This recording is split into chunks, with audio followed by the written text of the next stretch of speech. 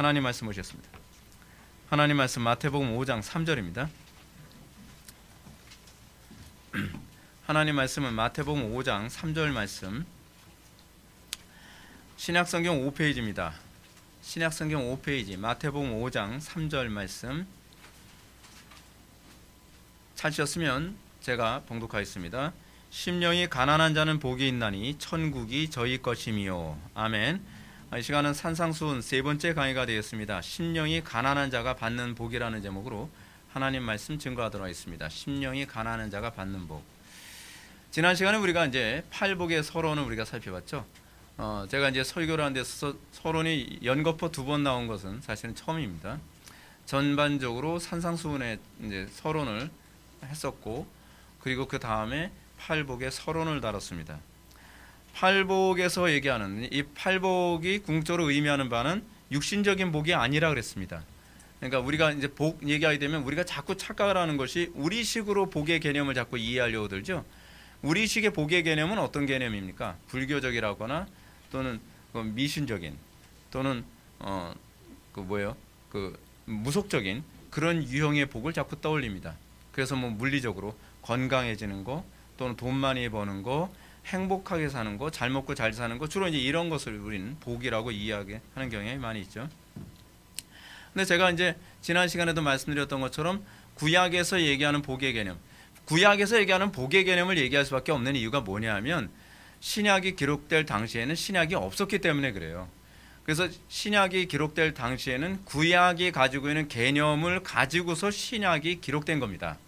그렇기 때문에 구약에서 과연 복을 어떻게 이해했는가를 염두에 둘 때에 예수님께서 복을 얘기하실 때는 이 복이 어떤 개념인지가 잡히는 거죠. 우리의 개념 가지고서 하게 되면 안 됩니다. 그걸 우리는 시대착오적이라고 얘기하죠. 문화도 다르고 장소도 다르고 시대도 다른데 우리의 개념을 가지고서 2000년 전에 기록되어진 그 말씀을 우리 방식으로 해석하게 되면 항상 거기서 오류가 생기는 것 아니겠습니까? 그러면 이 구약에서 얘기하는 복에 관한 개념이 무엇입니까? 하나님과 함께하는 것이죠. 우리는 그건 다른 말로 구원이라고 얘기합니다. 하나님과 함께하는 것, 임마누엘, 그게 우리의 복입니다. 하나님과 화해된 관계, 하나님과 화해해서 이제 하나님과 날마다 동의하고 하나님과 함께하는 삶을 살아가는 것, 그것이 복이죠. 그렇기 때문에 우리가 이 팔복을 살펴볼 때 어떻게 해야 복을 받을 수 있느냐에 관한 얘기가 아니라 하나님과 동행하는 자에게 나타나는 복이 무엇이냐, 그 얘기죠. 그게 팔복이 얘기하는 바가 그것입니다. 복 있는 사람은 어떤 사람입니까? 심령이 가난한 사람이죠. 근데 심령이 가난한 사람에게서 나타나는 그 복의 그 실체, 심령이 가난한 사람들에게 실제적으로 나타나는 복이란 무엇입니까? 호티절. 왜냐하면 이라고 하는 부분이죠. 이 사람은 심령이 가난하기 때문입니다. 심령이 가난한 자는 복이 있는 천국이 저희 것이며, 그렇죠? 천국이 저희 것이기 때문에 복이 있습니다. 그렇죠? 그리고 위로를 받기 때문에 복이 있습니다. 이런 개념이죠. 이런 개념. 자, 이런 관점을 염두에 두고서 우리는 팔복 가운데 첫 번째 복을 살펴보게 됩니다. 이 첫 번째 복으로부터 시작해서 우리는 자신에게 나타나는 이 성품이 생리적, 다시 얘기하면 타고난 성품이냐 아니면 변화된 성품이냐를 우리는 점검해 봐야만 합니다. 우리는 자꾸 착각을 하는 게 뭐냐면 심령이 가난한 자는 복이 있나니, 타고난 성품상 가난한 사람 참 좋겠다, 이 개념이 아니죠. 그렇죠? 어떤 유형의 어떤 기질의 사람이 더 예수 믿기 좋은 건 없습니다. 우리 자꾸 착각해서 하면 안 돼요. 이성이 발달한 사람이 예수를 더 잘 믿을 수 있는 게 아닙니다. 기질적으로 담즙질 사람이 더 예수를 잘 믿을 수 있다거나 또는 뭐 어떤 유형의 사람이 예수를 믿기에 더 안 좋은 그런 그 조건을 가지고 있는 것이 아닙니다. 구원은 하나님의 선택이고 하나님의 은혜입니다. 우리의 의지와 우리의 기질의 문제가 아닙니다. 그렇기 때문에 여러분, 우리가 어떤 성품이 나오게 됐을 때 그 성품이 성령으로 거듭남으로 말미암아 나온 성품인지, 그렇지 않으면 그냥 내가 타고난 성품이기 때문에 그런 것인지는 반드시 구분해 볼 필요성이 있습니다. 오늘 보면 3절을 보게 되면 심령이 가난한 자는 복이 있나니 천국이 저희 것이미요 라고 가르치고 있습니다. 예수님께서는 팔복의 가장 첫 번째 복으로 심령의 가난함이라고 하는 부분을 언급하고 계십니다. 이는 나머지 7개의 새롭게 된 성품과 비교할 때에 가장 근본적입니다. 심령이 가난하지 않으면 나머지 것들이 따라오지 않습니다. 우리는 심령이 가난해야만 합니다. 근데 이 심령이 가난한 자가 나중에는 어떻게 해요? 다른 7가지 복을 얻게 되어지는 것과 다 관련을 맺고 있는데 이건 논리적 귀결이기도 합니다.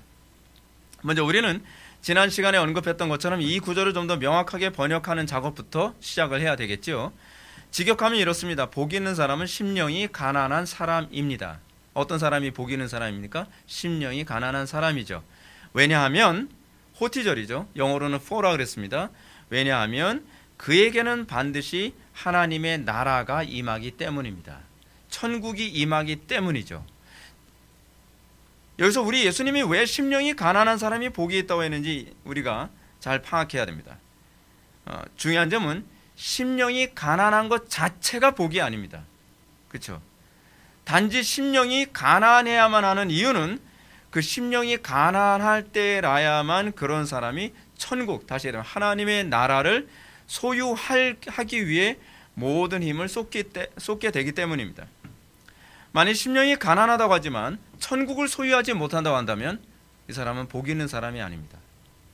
심령이 가난한데 천국을 여전히 소유하지 못하고 심령만 가난해요. 그런 사람을 우리는 뭐라고 생각합니까? 가련한 사람이라고 생각해야만 합니다. 이 사람은 항상 괴롭습니다. 왜냐하면 한 번도 위로를 받아보지도 못하고요, 한 번도 그가 배불러지지도 못했고, 그가 한 번도 천국을 소유하지 못했다고 한다면, 여러분 줄이고 목마른 자가 복이 있습니까? 계속 줄이기만 해요. 불쌍하잖아요. 줄이는 게 여러분 복 있는 상태가 아니거든요. 줄이는 상태가 아니라 그가 배부름을 얻기 때문에, 줄이는 사람이 어떻게 해요? 배부름을 추구하죠. 우리가 다음 시간에 살펴보겠지만, 배부른 사람은 사실은 양식을 추구하지 않기 때문에 그 심령은 저주받은 심령이라고 얘기하는 것이잖아요. 마찬가지로 오늘 본문에서 얘기하는 심령이 가난한 자가 그 자체가 복이 있는 것이 아닙니다. 심령이 가난한데 천국을 소유하지 못한다고 한다면 그 사람은 오히려 가련한 사람입니다. 불쌍한 사람입니다. 저는 이 부분을 먼저 명확하게 얘기하고자 합니다.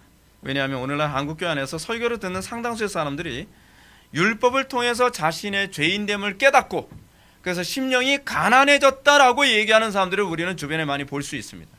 저는 심령이 가난해졌어요. 근데 문제는 뭐냐면 가난함의 상태에서 계속 머물러 있으면 안 된다는 것입니다. 설교자가 여러분들의 심령을 가난하게 해야 되는 직무는 무엇이냐면, 여러분들이 그 율법을 통해 가난해진 여러분들 심령이 누구를 붙들도록 만드는 데 초점을 맞추고 있습니까? 그리스도를 붙들게 만드는 데 초점이 있습니다. 여러분들의 마음을 가난하게 하는 것, 여러분들의 마음을 절망으로 몰아넣는 것이 설교자의 목표가 아닙니다. 여러분들이 궁극적으로 그것을 통해서, 그 절박감을 통해서 여러분들이 그리스도를 붙들게 하는 것입니다. 그래서 궁극적으로 율법의 역할을 갈라디아서는 뭐라고 얘기하고 있죠? 몽학 선생의 역할을 한다 그랬죠. 몽학 선생. 몽학 선생이 무엇입니까? 로마 시대 때 소위 그 자기 자녀들을 이제 소위 하이 클래스의 공부를 하기 위해서 그 노예들에 의해서 이제 가르침을 받는 것. 그게 몽학 선생이잖아요. 그리스 노예가 로마인 주인의 자녀를 가르치는 것. 몽학 선생이죠. 궁극적으로 율법이 하는 역할은 그것입니다. 율법은 이 율법을 통해 우리의 마음이 충분히 가난해짐으로 말미암아 우리가 그리스도를 절박하게 붙들 수밖에 없도록 인도하는 것. 그러니까 여러분들의 마음이 가난해졌는데 여전히 그리스도를 붙잡지 않아요. 마음이 가난하다고 하는데 결코 아직도 단 한 번도 그리스도를 만난 경험이 없다면 그건 가난한 게 아무 의미가 없죠. 우리는 왜 가난해야 되는지를, 우리는 그 본질을 잘 모른단 말이에요. 오늘 설교를 듣는데 내 마음이 너무 가난해졌어요. 내 마음이 가난해졌다는 건 내 마음이 겸손해졌다는 얘기죠. 내 마음이 가난해졌다는 건 과연 뭘 의미하는가? 궁극적으로 성령님을 통해 심령이 가난해진 사람이라면 그 사람은 반드시 천국을 소유함으로 나타나야만 합니다. 그 천국이 뭘까요? 예수 그리스도시죠. 예수 그리스도와 동의어가 굉장히 많죠. 천국, 하나님의 나라, 가나안 땅, 에덴, 생명나무, 여러 가지가 예수 그리스도 동의어잖아요. 심령이 가난한 자가 궁극적으로 소유하고 싶은, 심령이 진정으로 가난해서 복을 받은 심령이라고 한다면 그는 예수님을 만난 증거가 있어야 돼요. 오늘날 한국교회 교인들이 얼마나 예수님을 만났다고 얘기하죠. 저 영접교 됐으니까 주님 만난 거 아닌가요? 주님 그렇게 쉽게 만날 수 있는 분 아닙니다. 성경 어디에 그 영접기도 한번 해가지고서 그렇게 예수님 쉽게 만났다는 사람들이 어디 있습니까? 주님을 만나는 데는요, 다윗의 자손 예수여 나를 불쌍히 여기소서, 나를 불쌍히 여기소서, 나를 불쌍히 여기소서 해도 그렇게 만나기 힘든 분이 주님입니다. 그래서 이 율법의 역할은 뭐냐 하면 결국 그거예요. 다윗의 자손 예수여 나를 불쌍히 여기소서라고 외치게 만드는 것입니다. 여러분들이 다윗의 자손 예수여 나를 불쌍히 여기소서, 여러분들이 그걸 외치지 않고 궁극적으로 이것을 통해서 그리스도를 붙들기까지 가지 않는다고 한다면 심령이 가난한 건 아무 의미가 없습니다. 그냥 절망만 있을 뿐이죠. 그렇다면 우리 여기서 심령이 가난한 자란 어떤 사람일까요? 이 질문부터 한번 또 들어가 볼까요? 심령이 가난한 자. 그 심령이라는 말 빼고 가난한 자라고 하는 이 단어부터 한번 살펴봅시다. 헬라어로 푸토고이라고 하는 헬라어를 사용합니다. 이 푸토고이라고 하는 이 헬라어는 뭐냐? 극빈자라는 거예요. 그러니까 심령이 극빈자예요. 심령이. 이 극빈자라고 하는 이 단어의 뜻이 뭐예요? 외부의 도움 없이는 하루도 살 수 없는 사람. 이런 사람이 극빈자죠. 누군가가 도와줘야 돼요. 누군가가 쌀을 퍼주든 누군가가 뭔가 먹을 수 있는 것을 주지 않으면 자기의 힘으로는 더 이상 생존을 유지할 수 없는 생존의 문제예요. 생존에. 그냥 가난한 사람들은 여러분 생존까지는 아니잖아요. 그냥 나 가난해요 하는데 뭐예요? 그냥 어떤 사람은 이렇게 우린 가난해서요. 우리 집 지키는 집사도 가난하고요. 이런 식으로. 우리 집의 운전수도 가난하고요. 이런 식으로 얘기하는 그런 가난함이 어떤 비례적, 그러니까 다른 사람보다 경제적인 능력이 약하다는 가난함이 아니죠. 지금 예수님께서 지금 말씀하고 계시는 심령이 가난한, 이 가난한이라고 하는 헬라어 푸토고이는 비례적이 아니라 절대적 가난함이에요. 외부로부터 누가 나를 도와주지 않으면 내가 생존이 불가능한 상태, 생존과 관련되어진 걸 얘기하고 있는 거예요. 근데 여기다가 심령이라는 말을 덧붙였어요. 물리적으로 가난한 사람이 복이 있는 사람이라는 것이 아니라 심령이 그렇게 극빈자의 삶이, 극빈자의 상태. 심령이 너무 극빈자의 상태라서 내 심령이 그리스도를 만나지 않으면 내가 살 수 없을 것 같은 그 절박감에 빠진 상태를 심령이 가난한 자라고 얘기하고 있는 거예요. 근데 간혹가다 이 해방신학자들이 이 구절 가지고 엉뚱한 소리 하고 있죠. 자 봐라, 가난한 사람이 복이 있다고 하지 않냐. 그러니까 프로레타리아는 복이 있지만 부르주아는 복이 없다, 이런 식의 논리로 얘기를 하죠. 그 사람들이 이렇게 얘기합니다. 이 부분, 이 심령이 가난한 자라고 마태복음에서 그렇게 얘기하고 있지만, 자 누가복음 6장을 봐라. 누가복음 6장 20절을 보면 그냥 가난한 자라고 누가가 기록하고 있지 않냐. 그러니까 여기서 얘기하는 건 영적인 또 신학적인 해석을 필요로 하는 부분이 아니라 물리적으로 가난한 사람을 얘기하는 것이다 라고 해방신학자들이나 민중신학자들은 그렇게 주장하죠. 그래서 진짜 복 있는 사람이 무엇이냐? 나사로 같은 사람이다. 나사로 같은 사람. 비록 마태복음에서는 심령이 가난한 자라고 얘기하고 있지만 이 말은 누가의 이 정확한 기록에다가 마태가 그냥 심령이란 말을 덧붙인 것뿐이야 라고 이런 식으로 합리화시키고 있죠.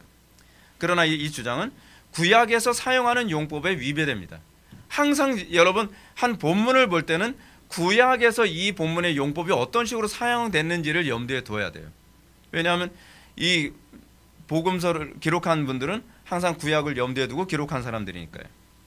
구약에서 가난한 자라고 하는 것은요, 소위 종말론적인 의미를 가지고 있습니다. 이 표현은 이제 주로 어떤 사람에게 해당되냐 하면 고아와 과부와 나그네. 고아와 과부와 나그네의 특징이 뭐죠? 다른 사람의 도움 없이는 생존이 불가능한 사람들이죠. 예. 옛날에 고아, 지금은 고아원 하게 되면 누가 먹여주는 사람이 있지만 옛날에 고아는요, 누군가가 도와주지 않으면 생존이 불가능해요. 과부는 어떤 사람이죠? 과부요. 과부도 동일하죠. 요즘에는 여성들이 개인적인 어떤 생존을 유지할 수 있는 잡을 가질 수 있지만 과거에는 과부들은 그럴 수 없었어요. 그죠? 과부들은 남편과 이혼하거나 남편이 죽고 나면 생존 자체가 불가능한 여자가 과부였어요. 나그네는 어떤 사람이죠? 외국인을 얘기하는 표현이거든요. 요즘에는 그 국제법 같은 게 있어가지고 여러분들 외국 나가도 뭐 안전하잖아요. 그렇죠? 대한민국 시민하게 되면 또 우리나라 또 나름대로 또 보호를 받잖아요. 근데 옛날에는 외국인 하게 되면요, 외국인은 쥐도 새도 모르게 죽을 수도 있어요. 예. 뭐 신분증이 있어요. 뭐가 있어요. 뭐 외국 여행 다니는 거 요즘 같은 이 시대나 외국 여행이죠. 외국 여행 잘못 갔다가는 그냥 쥐도 새도 모르게 그냥 죽어요. 그래서 외국인 했을 때는 어떻게 해요? 항상 누군가가 보호해주지 않으면 항상 어떻게 죽을지 모르는 사람들. 그 고아와 과부와 나그네가 바로 가난한 자예요. 가난한 자는 이 사람들의 대명사란 말이죠. 이런 사람들은 오직 하나님만 의지할 수밖에 없는 절박한 믿음의 소유자들이었습니다. 이는 하나님의 구원만 바라보는 심령들입니다. 다시 얘기해서 이런 사람들은 어떤 사람들이에요? 소위 예수 그리스도만을 바라볼 수밖에 없는 심령들이겠죠. 그렇죠? 그 해방 신학자들이 말하는 사회 혁명을 추구하는 그런 프로레타리아들을 얘기하는 것이 결코 아닙니다. 이런 사실은 그들에게 천국이 저희 것이 될 것이라는 점에서 더욱 선명하게 나타납니다. 앞에서 언급했던 것처럼 심령이 가난한 자라는 말씀은 천국을 소유할 수 있는 심령 상태를 제한적으로 지칭하는 겁니다. 그런데 예수님은 심령이 가난한 사람들의 대명사로 고아와 과부와 나그네가 아니라 당시에 사람들이 멸시했던 딴 사람들을 얘기하고 있어요. 오히려 공산주의 혁명사회에서 혐오스럽게 생각하는 사람 누구죠? 세리. 세리는 어떤 사람이죠? 돈 많은 사람이에요. 돈이 많은데 어떻게 많은 거죠? 부정축제. 그렇죠? 이 세리들 같은 경우에는 다른 사람들한테 불법으로 강제로 세금을 엄청나게 많이 뒤집어 씌워서 막 착취해가지고 돈 번 사람이거든요. 근데 예수님께서는요, 이 사람들이 더 복이 있대요. 그리고 창녀가 더 복이 있대요. 이거는 사실은 프로레타리아 독재와 혁명을 추구하는 이 공산주의자들에게는요, 결코 납득될 수 없는 사람들. 근데 예수님은 이 두 종류의 사람들에게 복이 있다라고 얘기했어요.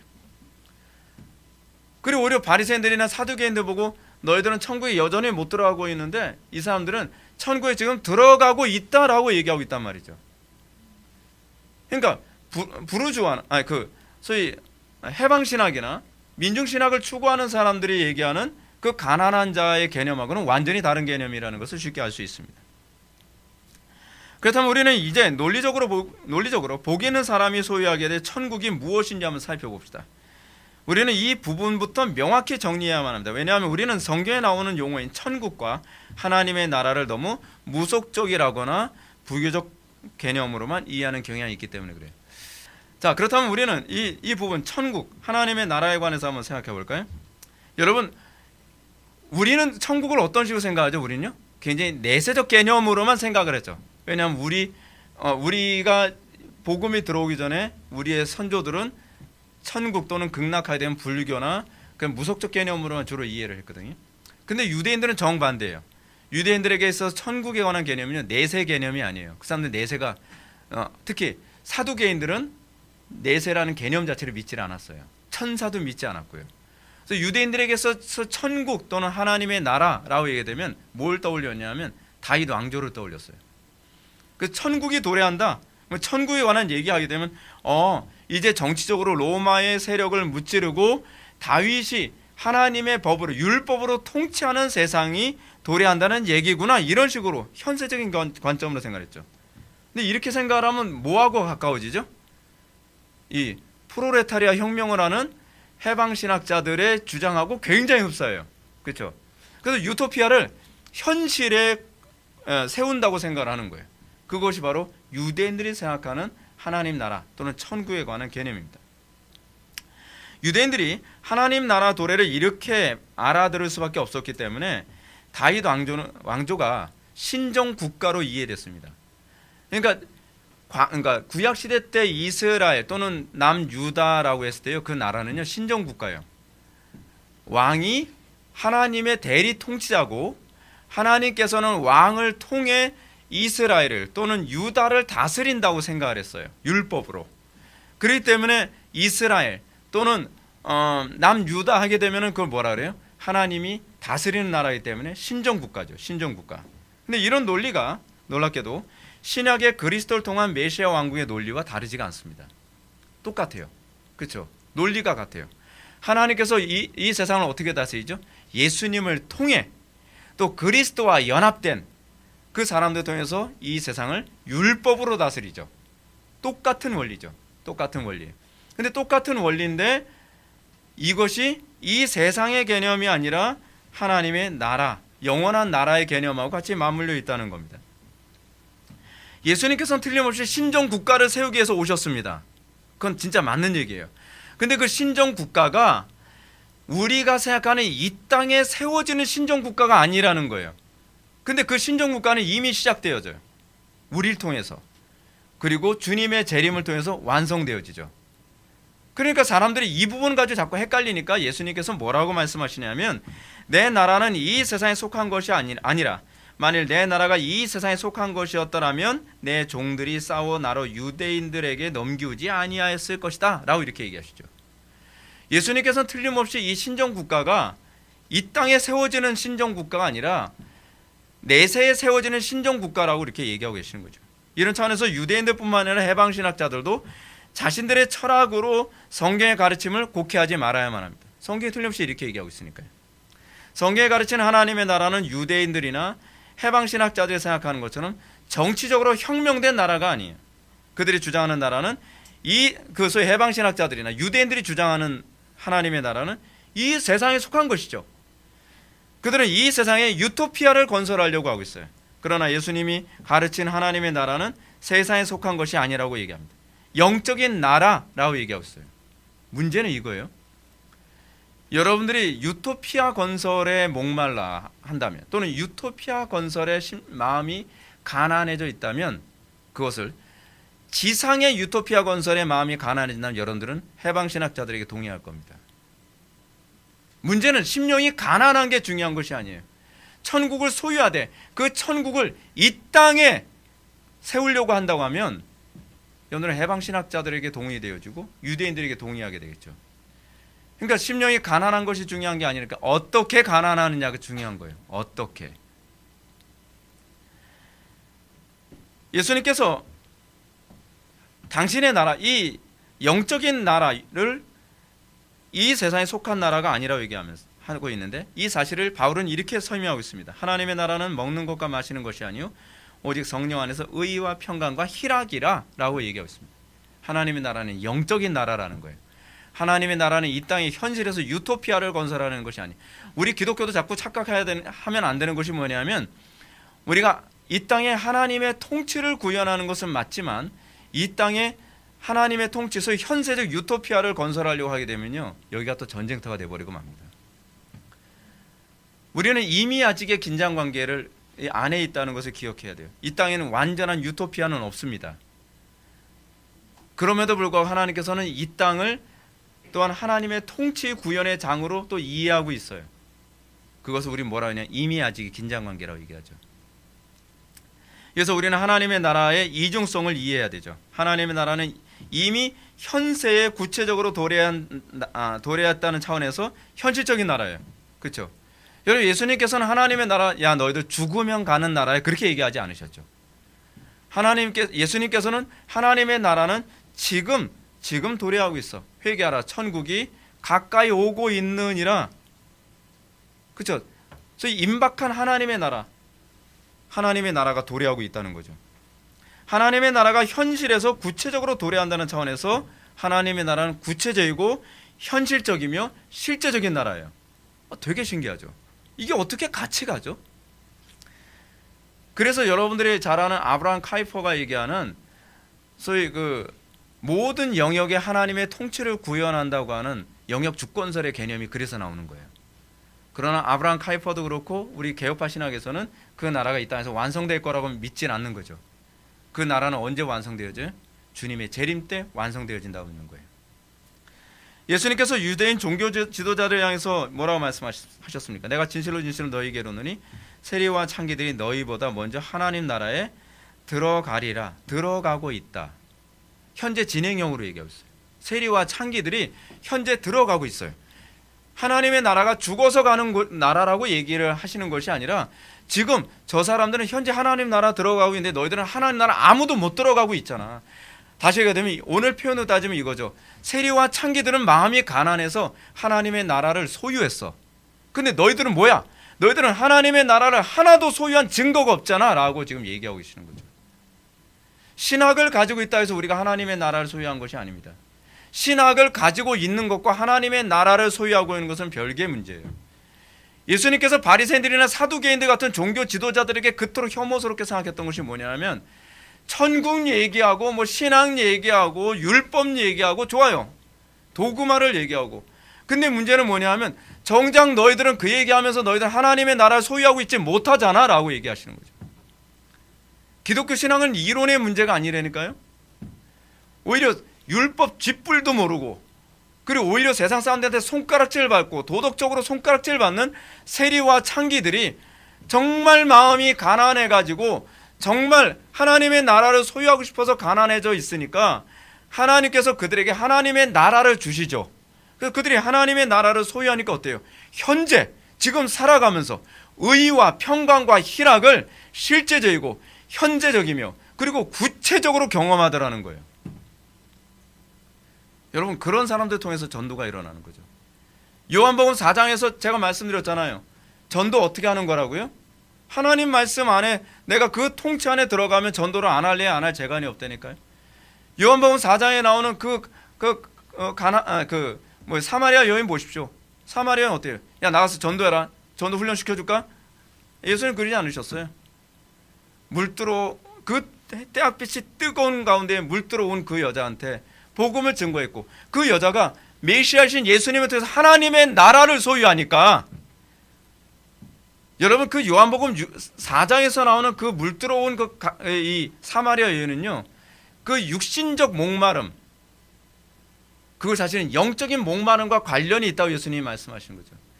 사실은 오늘 본문에 나오는 것과 일맥상통한 사건이에요. 그 여자가요. 네가 진짜 목마른 것은 이 우물의 물이 아니야. 너는 그리스도로 목말라 있어. 그리스도의 구원, 하나님 나라에 대한 구원으로 넌 목말라 있어. 그리고 이 여자가 그 목마름이 해소됐죠. 하나님의 나라를 소유했죠. 그리스도를 소유했죠. 그러니까 어떡합니까? 와 보라, 내가 메시아를 만났다. 와 보라, 내가 천국을 소유했다. 천국을 소유한 그 감격이 전도를 하지 않고선 견딜 수가 없는 거예요. 누구에게가 나를 멸시와 천대로 쳐다보던 그 사람들에게 와 봐라, 너희들도 오면 하나님의 나라를 소유할 수 있을 것이다. 그것이 기독교예요. 구체적이죠. 실제적이죠. 현실적이죠. 근데 바리새인들과 사두개인들, 종교 지도자들 하나님의 나라 몰라요. 혁명 그런 쪽으로만 생각을 하고 있는 거죠. 그래서 그것을 맛보게 된 하나님의 나라의 그 구원을 맛보기 시작하고 그것에 대한 그 기쁨을 맛보게 되면 그 사람은 어떻죠? 이 구원의 완성에 대한 열망이 일어나죠. 이미 시작된 구원이 어떻게 이제 하나님의 나라의 완성을 통해서 더 완성될까? 구주를 생각만 해도 이렇게 좋거든. 그 얼굴 배울 때야 얼마나 좋으랴. 그래서 구원받은 사람들에게 나타나는 특징이 뭐예요? 심령이 항상 목마른 상태. 목마른 상태. 왜요? 맛을 봤으니까. 오늘 본문에서 우리 주님이 긴급하게 다루시는 것은 바로 천국의 현실성입니다. 주님은 당시 종교 지도자들에게서 나타나는 위선을 지적하고 있죠. 당시 종교 지도자들은 스스로 경건하다고 합니다. 그러나 그들은 정작 현재적으로 하나님 나라에 들어간 표징이 없습니다. 들어가고자 하는 그런 열망도 없습니다. 목마르지 않습니다. 정말로 복이 있는 사람이라면 막연한 내세가 아니라 천국을 현재로 소유하고 있는, 현재로 소유를 뭐로 나타나요? 의와 평강과 희락으로 나타나 있죠. 그렇죠? 그 성령 안에서의 의와 평강과 희락에 대한 현재적 그 구원의 감격, 그리스도를 소유했을 때 나타나는 그 구원의 감격 전혀 몰라요. 한국 교회가 문제가 뭔지 아세요? 교회를 왔다 갔다 하는데 예수를 왜 믿어요? 그러면 천국 가려고요. 그럼 제가 천국 가려고? 그럼 천국 아직 못 들어갔네. 그렇잖아요. 천국에 이미 들어왔다면 우리는 천국에 가려고 아니라 천국의 완성을 위해서 예수 믿는 거죠. 근데 천국을 들어가 본 적이 없으니까 그냥 아무 생각 없이 왔다 갔다 왔다 갔다, 오늘도 또 예배하는구나, 또 김 목사 또 열받았구나, 또 저 사람은 왜 항상 열받아 있을까. 언젠가 그 마블 영화에서 그러잖아요. 헐크가 나는 항상 화나 있어. 문제가 그거예요. 우리는 그 하나님의 나라를 맛봤기 때문에 더 뜨거운 하나님의 나라에 대한 열망에 대한 그 뜨거움이 우리 속에 없다는 것이 문제예요. 바리새인들의 문제가 그거였습니다. 그들은 이 신비를 알지 못합니다. 심령이 가난한 것이 이들에게는 아무 의미가 없어요. 서울에 이름만 대면 다 아는 설교자가 있습니다. 제가 실명 거론하지 않겠습니다. 근데 이 설교자 굉장히 위험합니다. 그 목사님은 자살이라는 극단적인 방식으로 아까운 삶을 마감하신 분이십니다. 그럼에도 불구하고 많은 사람들이 이 목사님의 설교를 영상으로 계속 시청을 해요. 그래서 정말 복음이라는 거 너무 좋은, 아니요, 거긴 복음이 없어요. 너무나 철학적이고 너무나 지적인 얘기를 많이 하니까, 자기가 못 들어본 얘기를 하는 것 같으니까 이게 복음처럼 여겨지는 거예요. 이분의 설교의 특징이 뭔지 아십니까? 사람들을요, 심령을 가난하게 만들어요. 사람들의 마음을 굉장히 막 열망하게 만들어요. 이분의 설교의 핵심은 인간이 죄를 지음으로 자신의 죄를 자각하게 되는 것이 성화라고 계속 가르쳐요. 계속 죄책을 얘기하고, 그러면 어떻게 하라고요? 그럼 인내해야만 합니다. 참아야만 합니다. 여기서 더 가지를 않아요. 계속 자기 자신의 죄인됨을 자각하십시오. 내가 어떤 죄인인지 자각하셔야 됩니다. 자각하셔야 됩니다. 그리고 참는 겁니다. 여기에 뭐가 빠졌죠? 복음이 빠졌어요. 복음이요. 그 다음에 거기서 어디로 가야 되죠? 그리스도께로 인도해 줘야죠. 그리스도 안에 자유가 있고, 그리스도 안에 그 목마름의 해소가 있고, 그리스도 안에 생명이 있음을 인도해야죠. 근데 그리스도께로 인도하지 않습니다. 참아야 된다고 얘기합니다. 그는 복음을 통한 율법으로부터의 자유를 선언하지 않습니다. 그냥 그렇게 심령이 가난한 상태에서 견뎌야 된다고 얘기합니다. 막연히 인내해야 된다고 얘기합니다. 이렇게 되면 여기엔 복음이 없죠. 복음은 죄인을 자유롭게 하는 데 있습니다. 죄를 마음으로 범하도록 하는 자유가 아닙니다. 이것은 죄의 노예가 되도록 하는 것입니다. 그래서 이분에게 영향을 받으신 분들은요, 성화를 믿질 않아요. 성화를 뭐라고 생각하냐면 내가 죄인이라는 걸 자각하게 되는 게 성화라는 거예요. 더 많이 내가 죄인이라는 걸 자각하면 그게 성화라고 생각하는 거예요. 아니요, 그것이 성화라고 가르친 구절이 없습니다. 그것이 우리를 성화로 인도하는 건 맞죠. 그러나 그것이 성화는 아닙니다. 그것이 우리를 성화로 인도하는 것은 어떤 방식이죠? 그리스도를 더 붙들게 됨으로써 성화로 인도하는 거죠. 성경이 약속한, 성경 우리들에게 뭐라고 얘기하는 거? 바울은 이렇게 얘기합니다. 그 자유로 육체의 기회로 삼지 말라. 근데 오히려 이분들은 그 자유를 육체의 기회로 삼습니다. 성경에 약속한 자유는 성령에 의해 죄의 지배로부터 자유로운 것입니다. 성령 안에서 의와 평강과 희락을 누리는 것이, 그것이 예수 믿는 사람들의 특권이고 복음을 알게 된 사람들의 특권입니다. 이것을 알지 못한다면 아무리 심령이 가난하다 하더라도 복받은 심령이 아닙니다. 오히려 이분들의 특징이 뭐냐면 내가 얼마나 죄인인지 알았다는 것이 또 하나의 의의가 되고 있습니다. 이건 더 심각한, 소위 심령의 가난함을 가장한 부유함이에요. 더 교활한 거예요. 더 교묘한 거예요. 예수님은 이 가난함이, 이 천국, 성령 안에서 의와 평강과 희락, 다시 얘기하면 또 그리스도를 소유할 때 비로소 복이 있는 심령이라고 얘기하고 있습니다. 그렇지 않다면 그는 복이 있는 것이 아닙니다. 그럼 심령이 가난한, 즉 극빈자 상태는 어느 정도일까요? 이 정도에 관한 얘기를 한번 살펴봅시다. 왜냐하면 이 구체적이지 않으면 가난했다는 것 자체만으로 좋아하는 경향이 굉장히 많아요. 나 마음이 가난해졌어. 근데 이 심령의 가난함의 정도가 어느 정도인가를 가르쳐주는 사건이 바로 마태복음 15장에 나오는 가나안 여인 사건입니다. 그래서 이 여인은 자신의 딸이 귀신 들렸다고 구해달라고 예수님께 요청합니다. 다윗의 자손 예수의 나를 불쌍히 여기소서, 내 딸이 악한 귀신에 들려 죽게 되었나이다. 근데 예수님이 그 여자가 아무리 소리 질러도 귀담아 듣질 않습니다. 대꾸도 안 합니다. 하도 이제 떠들어대니까 예수님의 제자들이 주여, 저 여자가 되게 떠드는데요, 그러니까 예수님이 그 여자를 향해서 얘기하는 것이 아니라 제자들한테 얘기하는 거예요. 그 여자 들으라고 하는 소리죠. 뭐라고요? 나는 이스라엘 집에 잃어버린 양 외에는 다른 데로 보냄을 받지 아니하노라. 여러분 이거 예정론으로 보게 되면요, 아 예정된 사람만 구원받는다는 얘기구나 그렇게 이해하죠. 제가 이 부분에서 예정론을 제가 설교할 거니까 아니기 때문에 그 부분은 제가 다루지 않을 거예요. 근데 예수님이 마치 예정론을 빗대어서 넌 선택받지 않았으니까 난 너하고 관계가 없어, 제발 떠들지 마, 이런 식으로 들릴 수 있는 부분이죠. 근데 이 여자는 예정론이고 자시고 필요 없어요. 이 여자는요, 뭐라고 얘기하죠? 절을 하면서 주여 저를 도우소서. 진짜 신앙은요, 예정론 때문에 나는 예수 못 믿어요, 그 소리 안 합니다. 그거 배가 불러서 그래요. 배가 불러서요. 진짜 갈급해 보십시오. 예정론 따지게 생겼나, 일단 구원받고 봐야죠. 근데 그 심령 가진 게 그게 진짜 예정된 사람이에요. 그게 성경이 가르치는 바거든요.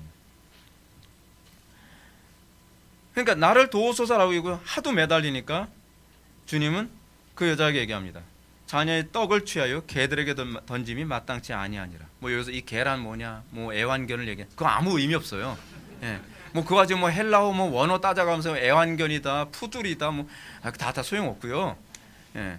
야생견이든 뭐든 상관없어요. 여기서 지금 핵심적인 게 뭐냐면 넌 개야라고 얘기하는 거예요. 유대인들이 흔히 이방인들을 개 취급했잖아요. 가나안 여인 있잖아요. 이방인 여자란 말이에요. 넌 이방 여자니까 우리는 개 취급해, 이런 얘기거든요. 쉽게 얘기했어요. 그럼에도 불구하고 이 여자가 이렇게 얘기합니다. 올소이다마는 개들도 제 주인의 상에서 떨어지는 부스러기를 먹나이다 라고 얘기합니다. 예수님 밖에는 소망이 없다는 얘기입니다. 이게 심령이 가난한 겁니다. 궁극적으로 제가 여러분들한테 율법을 통해서 여러분들 심령을 가난하게 만들려고 하는 애쓰는 이유가 뭐냐, 여러분들을 괴롭게 하기 위해서가 아닙니다. 그리스도 밖엔 소망이 없다는 항복을 받아내기 위해서입니다. 문제는 그리스도 이외에 다른 것으로 여러분들이 살궁리를 찾는다는 게 문제예요. 자, 한번 입장을 한번 바꿔놓고 생각해 볼까요? 이 여자가 이제 도와달라고 했는데 자꾸 무시를 해요. 그럼 나중에 개소리까지 들었습니다. 아니 내가 왜 개야? 진짜 듣다 보니까 더 이상 못 참겠네. 됐어. 일어섰다고 해봐요. 진짜 가난한 게 아니라는 거예요. 진짜 가난하다고 하는 것은 뭐를 의미하냐면 대안이 없습니다. 나의 유일한 대안은 그리스도 당신뿐입니다. 기도는 그렇게 하는 겁니다. 심령이 가난하다는 건 그겁니다. 문제가 뭔지 아세요? 여러분들 기도는 하다가 안 되면 이거 안 되면 말지 뭐 다른 방법 있지 뭐. 그건 가난한 게 아닙니다. 진짜 가난한 사람은요 그렇게 나오지 않습니다. 진짜 가난한 사람은 끝까지 붙듭니다. 성경이 얘기하는 진정으로 심령이 가난한 상태의 수준은 이것이다. 그리스도만의 유일한 대안이요, 그리스도 없이는 살 수 없습니다. 찬송가 가사가 그래서 주 없이 살 수 없네. 그게 심령의 가난한 상태입니다. 우리는 과연 주 없이 살 수 없나요? 난 너 없이 살 수 없어. 그 애인들한테 주로 얘기하는, 너 없이 살 수 없었는데 더 예쁜 여자가, 아니 좀 생각해봐야 될 것 같아. 이거는 아니죠. 그래서 이런 표현이 나오는 거예요. 구약에서는요, 신랑과 신부라는 개념이요. 우리는 하나님과의 관계에서 우리는 어떻죠? 하나님은 유일한 대안인가요? 아니 하나님이 진짜 생명이신가요? 지금 우리가 너무나 풍요롭고 안락하게 살아가는 이 시대에서 하나님은, 그리스도는 항상 차선이에요. 없어도 별로 불편하지 않은 것 같다는 거예요. 나의 삶을 살아가면서 종교 생활할 때, 천국 갈 때만 필요하죠. 그런가요? 여러분들은 천국 갈 때만 필요한가요? 아니요. 우리 삶의 모든 영역에서 주님만이, 오직 주님만이 나의 유일한 소망이십니다. 그것이 심령이 가난한 거죠. 이 고백을 했을 때 예수님이 말씀하십니다. 여자여, 내 믿음이 크도다. 내 소원대로 되리라. 이게 믿음입니다. 이게 성경이 얘기하는 믿음이에요. 심령이 가난한 상태, 우리 웬만해서 여기까지 잘 안 갑니다. 그래서 제가 목회하면서 정말 안쓰러운 게 뭐냐면요, 하나님께서 무지 심령을 가난하게 하기 위해서 성도들 한 명 한 명을 참 정말 하나님께서 낮추시더라고요. 낮추시는데 참 대단한 게, 정말 인간 정신 승리가 어느 정도 대단하냐면요, 그래도 주님만 붙들질 않아요. 야, 인간 진짜 세구나. 근데 저도 제 자신을 뒤돌아보면요, 제가 별짓 다 했거든요. 제 힘으로 제가 나름대로 건강해 보려고 주님만 전적으로 붙드는 것이 아니라 뭐 단전호흡이다 뭐다 뭐 다 해보고 뭐 안 해본 게 없었어요. 그러면서 그리스도를 붙들지 않고 살 수 있는 방법을 찾아내려고 하는 게 인간이에요. 여러분, 이 심령이 가난한 상태가 이런 것이라고 할 때 우리는 기도의 당위성이 나올 수밖에 없지 않나요? 심령이 가난한 사람이 그리스도를 어떻게 붙잡아요? 교리를 열심히 공부하는 게 붙잡는 겁니까? 아니요. 은혜의 방편으로서 기도가 있잖아요. 기도. 구약에서 여러분 이거 진짜 말하는 것도 좀 유치해요. 사실은 구약에서 여러분 그 남유다 왕이 아수르하고 히스기야를 그냥 얘기하는 거예요. 지금요.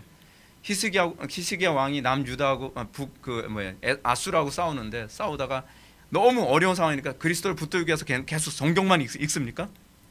10번 뛰면 저놈이 가려나?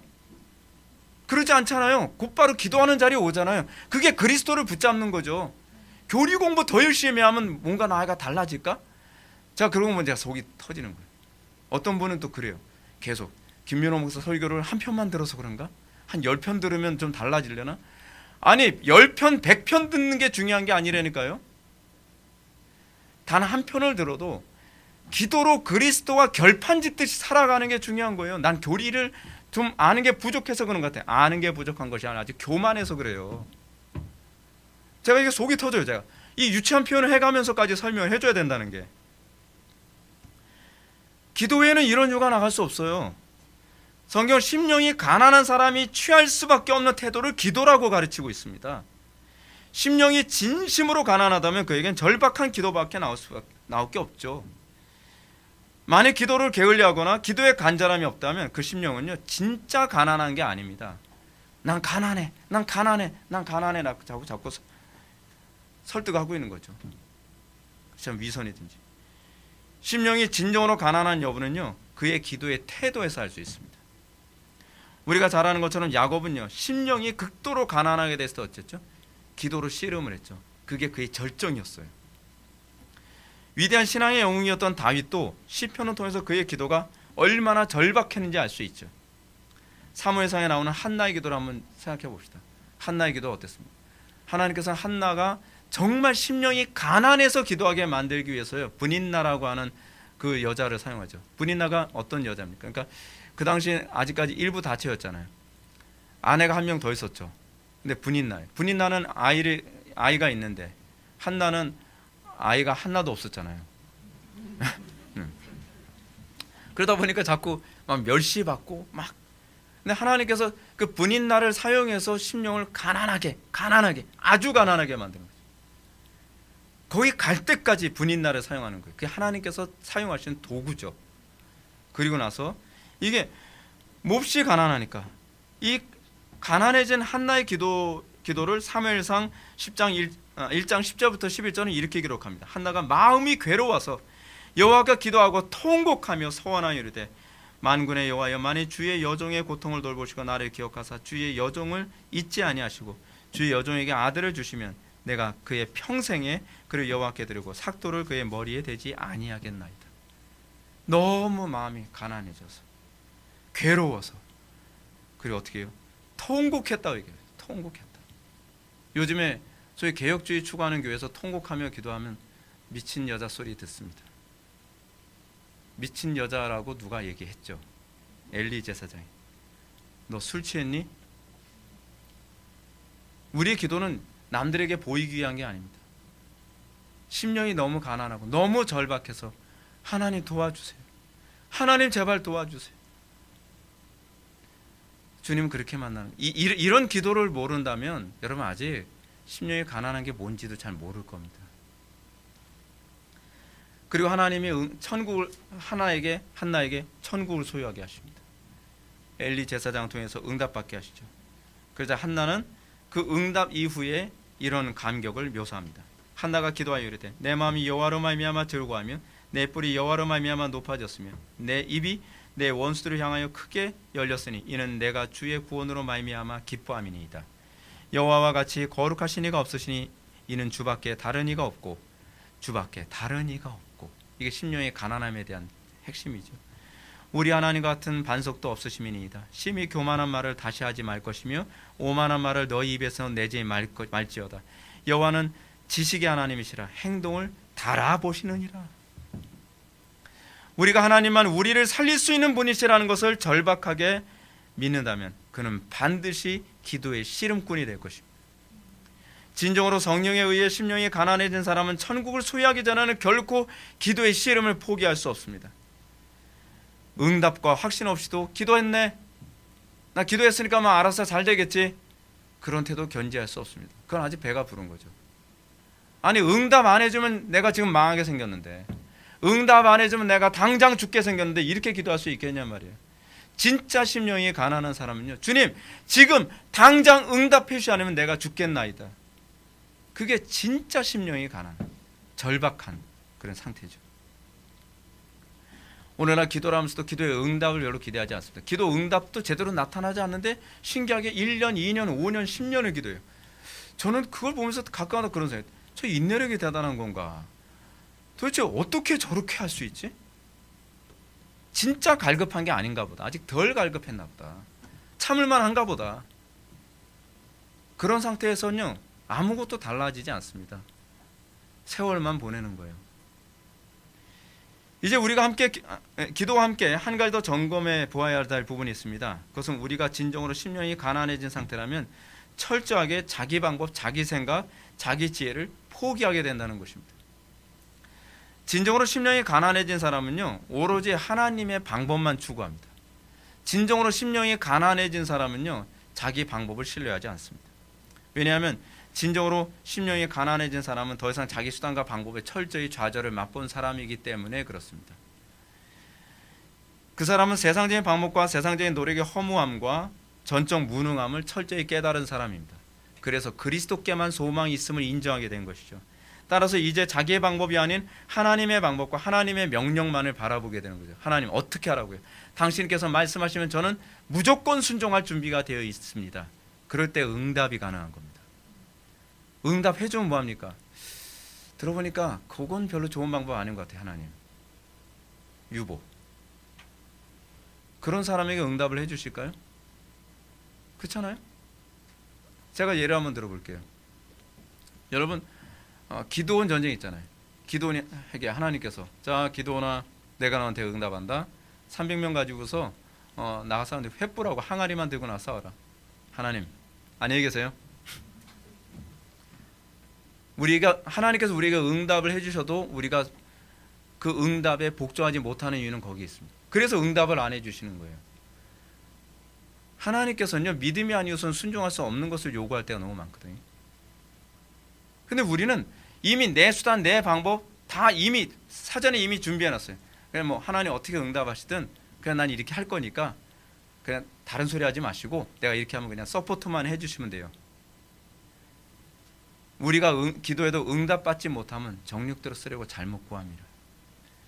오늘날 많은 사람들이 기도를 함에도 불구하고 이미 수단과 방법과 모든 건 내가 다 결정했어요. 마음이 하나도 안 가난해요. 하나님이 뭐라고 말씀하시든 나는 내 마음대로 고!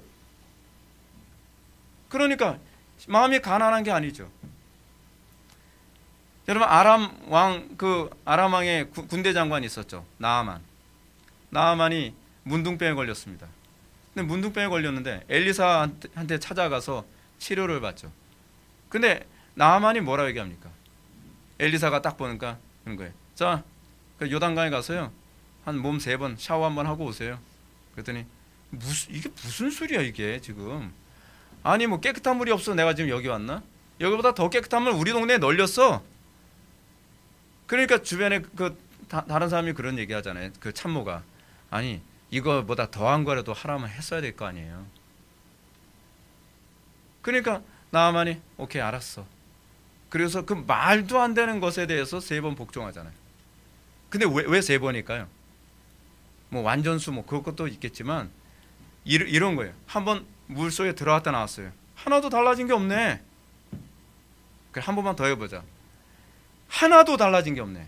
다 뻥이네. 그렇잖아요. 우리가 하나님께 순종하는 데서 우리는 어떻죠?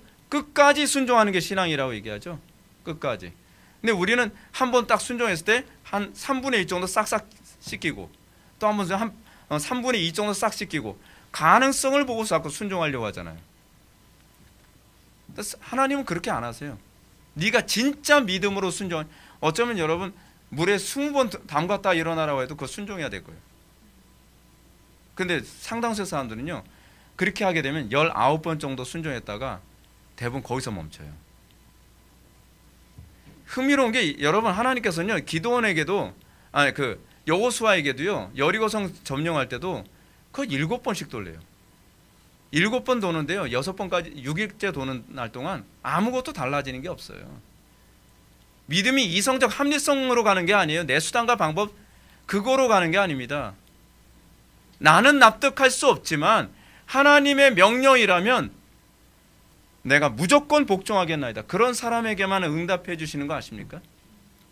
응답이 없는 이유는 안 들려서가 아니라 들려도 순종할 마음이 없기 때문에 응답을 안 해주시는 거예요, 여러분. 그래서 심령이 가난한 자에게만 응답을 해주시는 것이고, 응답을 해주신 후에는 그들만 순종을 해요. 그렇기 때문에 그들이 천국을 소유하게 되는 것입니다. 여러분, 열대 동안 혈액병 앓렸던 여인이 있었죠? 열대 동안 혈액병 앓렸던 여인. 그 여인이 가난해지는데 몇 년 걸렸을까요? 답 나왔죠. 12년.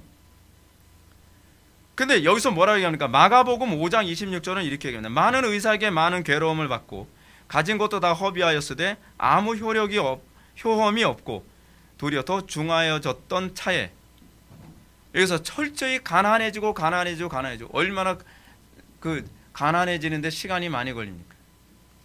그녀에게는 12년은 세상에 대한 소망과 기대를 저버리는 기간이에요. 그랬기 때문에 이 여인이 그 연약한 몸을 가지고서 그리스도의 옷자락을 붙잡으려고 가지내를 쓴 겁니다. 이게 기도입니다. 기도요, 폼 잡고 한두 시간 때웠다고 그 기도 아닙니다. 기도는요, 그리스도를 붙잡는 행위.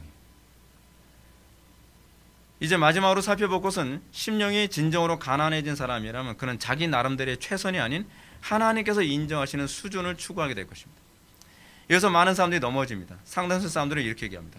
나 그래도 나름대로 최선을 다했는데 별로 달라지지 않던데요. 아니, 성경에 어디 우리 보고 최선을 다하라고 가르친 점이 어디 있어요? 성경이 우리에게 요구하는 건요, 최선이 아니라 믿음의 순종이에요. 근데 믿음의 순종은 어느 정도죠? 죽도록 충성하라가 믿음의 순종입니다. 그게 제사장적 순종이잖아요. 여러분, 우리가 이것과 관련해서 염두에 둬야 될 중요한 사건이 하나 있습니다. 오늘 설교가 약간 길더라도 이런 얘기는 다 해야 돼요. 부자 청년과의 대화입니다.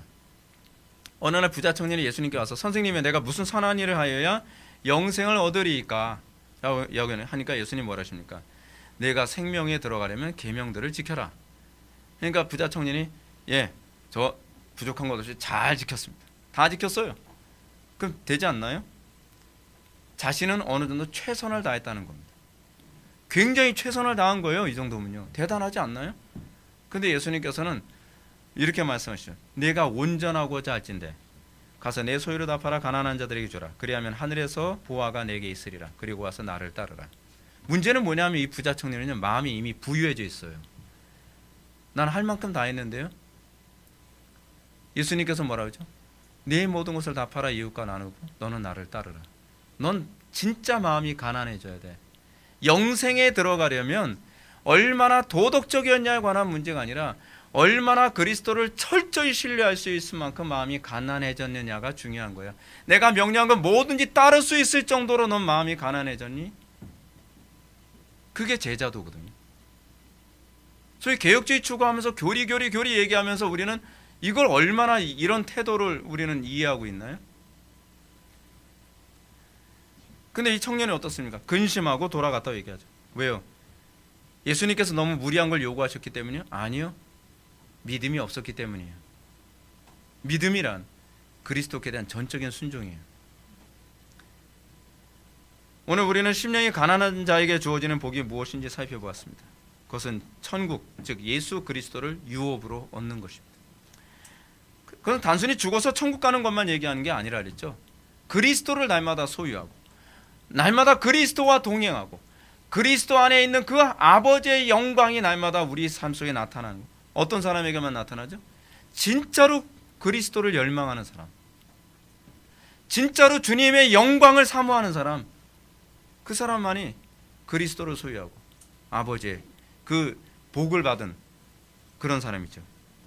이렇게 하나님의 나라를 소유하게 된 사람, 그 속에 그가 속한 가정이나 캠퍼스나 직장에서 또한 하나님의 나라를 확산시키는 일을 시작하겠죠. 하나님의 나라를 소유한 사람은 이제 하나님의 통치를 구현하고 확산시키는 일에 충성을 다할 것입니다. 오늘날 하나님 나라 위에서 한다고 하면서 자기 나라, 자기 왕국 만들려고 하는 사람들의 문제가 뭡니까? 그 사람은 시작부터 잘못됐어요. 심령이 가난하질 않아요. 그리스도를 소유하는 데 관심이 없으면서 하나님 나라 건설을 위해서 뭐 충성을 다하고, 그러면서 어떻게 합니까? 하나님 나라 파괴하고 돌아다니는 사람들이 우리 주변에 얼마나 많냔 말이에요. 하나님의 나라, 또 그리스도는 누구에게만 주어지는가? 오로지 심령이 가난한 자에게만 주어지는 것입니다. 뿐만 아니라 천국을 소유하게 되고 천국을 이루며 살아가게 되는 것은, 이것은 또한 구원받은 신자의 표징이기도 합니다. 우리가 진정되게 심령이 가난한 것인 측정하는 시금석은 바로 이것입니다. 나는 그리스도를 소유하고 그리고 그 통치의 확산을 위해서 나의 삶이 헌신되고 있느냐. 우리에게 그 표징이 있다면 여러분들은 진정으로 심령이 가난한 복 있는 사람이라는 것을 믿으시기 바랍니다. 기도하시겠습니다. 거룩하시고 자비로우신 하나님 아버지, 우리가 오늘 시간 심령이 가난한 자가 받은 복이 무엇인지에 관해서 우리가 살펴보았습니다. 우리가 그 복을 날마다 소유하기를 원합니다. 그리고 그 복을 소유한 증거를 명확하게 날마다 확인하며 검증하며 살아갈 수 있기를 원합니다. 우리의 심령에 큰 은혜를 채워 주옵소서. 예수님의 거룩하신 이름으로 기도 올려옵나이다. 아멘.